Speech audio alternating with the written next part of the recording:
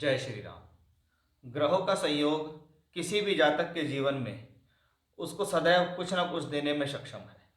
अब यह निर्भर करता है कि वो ग्रह यानी उस ग्रह का गोचर ब्रह्मांड में किस स्थितियों पर चल रहा है। उन्हीं चीज़ों को, उन्हीं बातों को, उन्हीं गोचर के नियम को ध्यान में रखते हुए हम समय समय पर आपके सामने ज्योतिष से संबंधित जानकारी, ग्रहों के गोचर से संबंधित जानकारी लाते रहते हैं।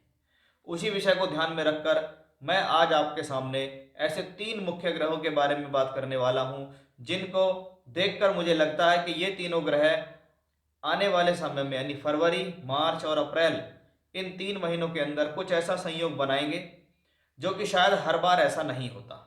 उसके पीछे रीज़न भी है।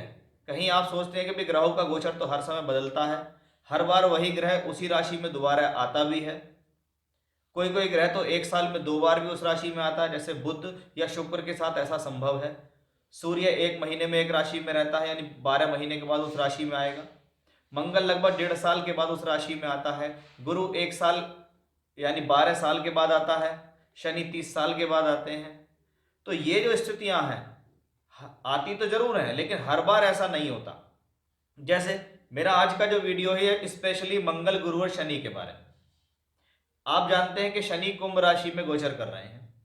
मैंने पीछे भी बहुत वीडियो इनसे संबंधित बनाए।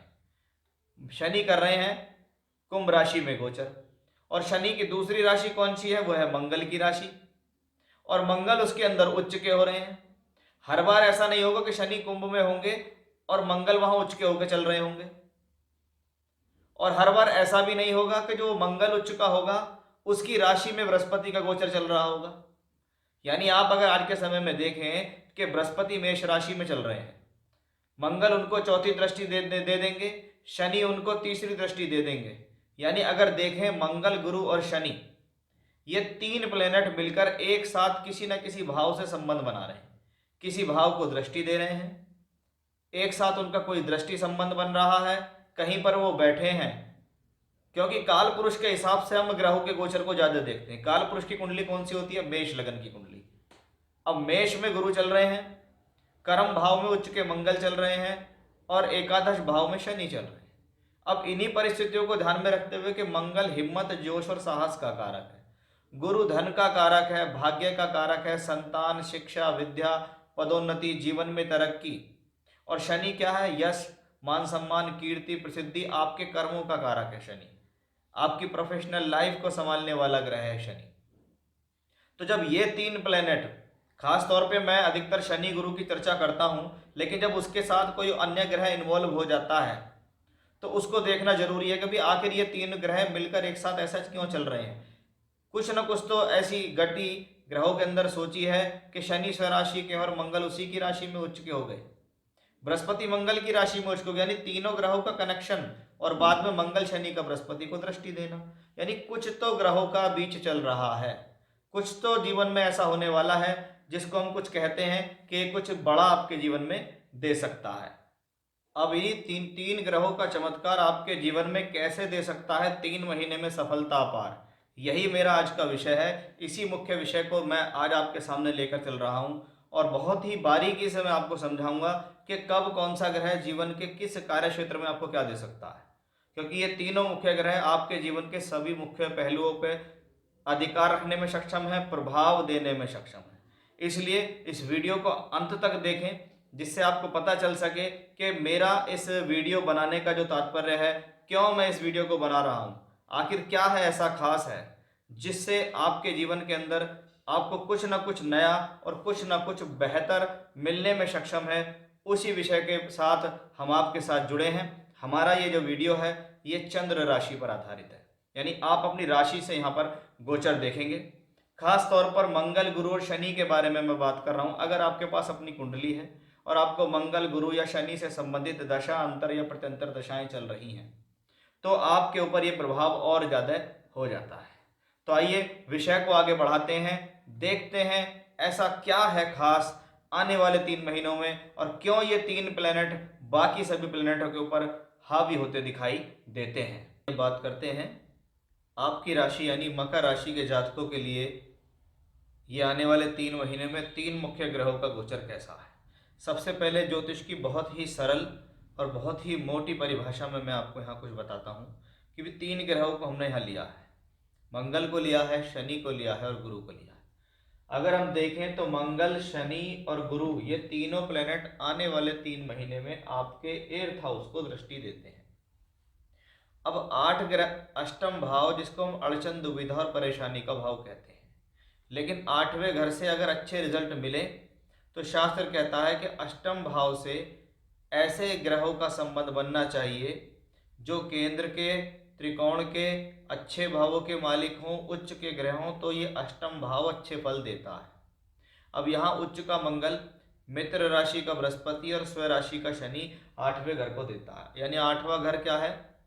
सडन गेन का, अचानक से आपको कोई फायदा मिलना या अचानक से आपके जीवन में कुछ तरक्की आना, फंसा हुआ पैसा, पैतृक संपत्ति, ससुराल पक्ष से धन, ये तीनों मिलने की संभावनाएं बढ़ जाती हैं। अगर इसमें से कोई भी मैटर आपके जीवन में चल रहा है तो उसकी संभावना प्रबल हो जाती है। अब स्टेप बाय स्टेप ग्रहों को लेते हैं। सबसे पहले मंगल को देखिए, उच्च का होके आपकी राशि में बैठा है, रोचक नामक राजयोग बनाकर बैठा है। इसका सीधा मतलब है कि ये ग्रह राशि में बैठकर रोचक राजयोग बनाता है, एक्सॉल्टेड है, मंगल के कारकत्वों में बल है। अब मंगल के क्या कारकत्व होते हैं मैंने इंट्रोडक्शन में भी आपको बताया है। तो वो कारकत्व या उनसे संबंधित यदि आप अपने जीवन में कुछ भी काम करते हैं तो आपके लिए ये मंगल और अधिक बली हो जाता है। ये मंगल यहाँ राशि में बैठा है, ये सबसे पवित्र स्थान है। यहाँ पर जाने के बाद कोई भी ग्रह अच्छे ही फल देता है। मंगल आपकी राशि में शनि की राशि में बैठा है। आप ये देखिए, ये शनि की राशि है, ये शनि की राशि है। शनि यहाँ स्वग्रही है, मंगल यहाँ उच्च के हैं। यानी कहीं ना कहीं एनर्जी के लिए, स्वास्थ्य के लिए, मान सम्मान के लिए, कि इस दौरान हम जो काम करेंगे, जिस काम में हम हाथ डालेंगे उसमें हमें सफलता मिलेगी। तो ये सफलता का सूचक ग्रह है जो आपको इस प्रकार की स्थिति को बताता है। तो एक चीज बहुत मोटे रूप से हमें पता लगी। अब हमने देखा कि 11th हाउस का मालिक मंगल एग्जॉल्टेड हुआ है, कि मेरे लाभ का स्तर, मेरे लाभ को देने वाला मालिक, मुझे प्रमोशन, तरक्की, धन देने वाला जो प्लेनेट है वो मंगल एग्जॉल्टेड है। इसका मतलब यहाँ संभावना बढ़ जाती है मंगल के धन देने की, कि मंगल का कनेक्शन धन भाव से बना। चौथे घर का मालिक भी है मंगल, चौथे घर को देखता है उच्च का होकर, यानी ये समय भूमि, जमीन, जायदाद, प्रॉपर्टी, इनसे संबंधित कार्य क्षेत्र के लिए शुभ है। इनसे संबंधित काम आपके जीवन में करा सकता है। कोई मकान बनाने की शुरुआत करना, कोई रिनोवेशन कराना, कोई प्रॉपर्टी से संबंधित मैटर सॉल्व होना, वो सब कुछ यहाँ चौथे घर पे मंगल की दृष्टि ने बताया, क्योंकि चतुर्थेश उच्च का होकर राशि में बैठा है। अब ये मंगल राशि परिवर्तन करेगा 17 मार्च को और पहुंच जाएगा आपकी राशि से दूसरे घर में, जहां पर शनि की दूसरी राशि और शनि वहां बैठे हैं। अब मंगल और शनि मिलकर बनाएंगे डबल धन योग। डबल धन योग क्यों है? क्योंकि 11वें का मालिक दूसरे घर में, दूसरे ही भाव में बैठ गया है। यानी मंगल का शनि की राशि में जाना, शनि का वहां स्थित होना मंगल को दोहरा बल देता है कि मंगल धन योग के हिसाब से अच्छा हुआ। अब शनि को भी देखें तो कहीं ना कहीं प्रॉपर्टी या प्लेन लैंड से जोड़ते हैं। मंगल उसके साथ गया, यानी कुछ ना कुछ घटनाएं चौथे घर से संबंधित होती दिखाई देती हैं।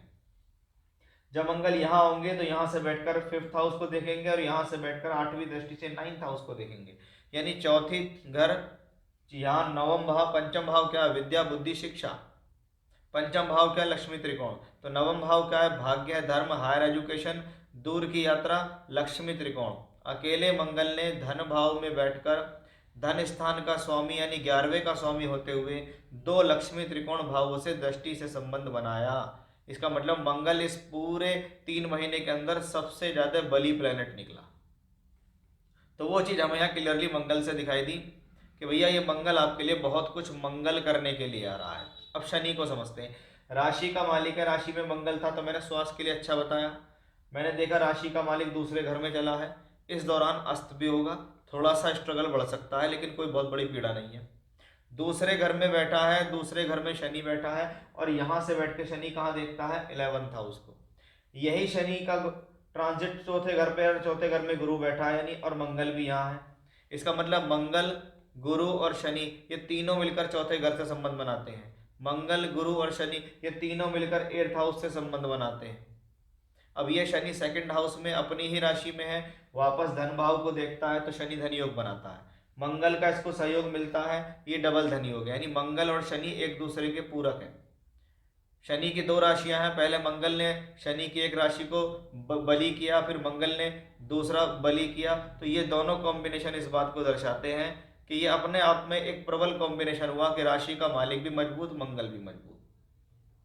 और जहां पर उसकी दृष्टियां हैं, क्योंकि शनि 11th हाउस को देख भी रहा है, और शनि 11th हाउस के मालिक मंगल से शनि मंगल का योग भी बना रहा है सेकंड हाउस में, यानी प्रोफेशनली, इकोनॉमिकली, धन, कार्य क्षेत्र, व्यापार, नौकरी, शिक्षा, भाग्य, सभी के लिए उत्तम हुआ। अब बृहस्पति को देखिए, केंद्र भाव में है, मित्र मंगल की राशि में है, उच्च के मंगल से दृष्ट है, स्वराशि के शनि से दृष्ट है, तो बृहस्पति के अंदर बल बढ़ गया, बृहस्पति भी बली हो गया, धन का कारक बली। और यहां बृहस्पति देखता है 10th हाउस को, कार्य क्षेत्र बली, कर्म की स्थितियां मजबूत। तो ये वो कॉम्बिनेशन है जो स्पष्ट रूप से दर्शाते हैं कि भी शनि, मंगल और गुरु, बार बार आपको ये संयोग कभी नहीं मिलेगा। अगर शनि स्वराशि के होते हैं तो जरूरी नहीं है हर बार मंगल वहां उच्च के होंगे, और जब मंगल उच्च के होंगे तो जरूरी नहीं है मंगल की राशि में आपको गुरु मिलेगा। इसलिए वर्षों वर्षों में बनता है ऐसा संयोग कि मंगल भी, शनि भी और गुरु भी, तीनों प्लेनेट अच्छे भावों में बैठे हैं, अच्छे ग्रहों से संबंध बनाते हैं, धनयोग बनाते हैं, दोहरा धनयोग बनाते हैं, वो लगातार स्थितियां पॉजिटिव दिखाई दे रही हैं। यानी मकर राशि के जातकों के जीवन में हम कह सकते हैं कि ये स्थितियां किसी न किसी रूप से, पूर्ण रूप से सकारात्मक होती दिखाई हमें दे रही हैं। तो ये था हमारा आज का विषय कि मकर राशि के जातकों के जीवन में क्यों स्पेशल है ये 3 महीने, इन 3 ग्रहों की वजह से। जय श्री राम।